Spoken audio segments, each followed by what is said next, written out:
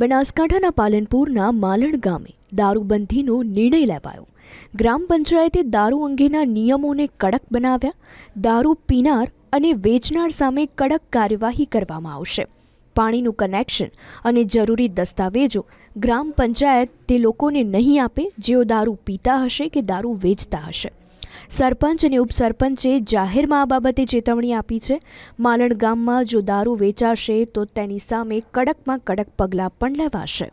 અમારા ગામ માલણમાં આજે તારીખ 14 ડિસેમ્બરના રાબેતા મુજબ રોજ દારૂબંધી નિયમ સમગ્ર ગ્રામજનોની હાજરીમાં કરવામાં આવે છે। અન્ય ગામમાં કોઈ દારૂનું વેચાણ તથા કે જાહેરમાં દારૂ પીધેલી હાલતમાં મળી આવશે તો તેની સાથે પોલીસમાં કડકમાં કાર્યવાહી કરવામાં આવશે। સાથે સાથે ગ્રામ પંચાયત તરફથી આપવાની દરેક સહાય સુવિધા જે પાણી રાશન કાર્ડ લાઇટ કનેક્શન જરૂરી તમામ દાખલા આપવામાં આવે છે તે આપવામાં આવશે નહીં।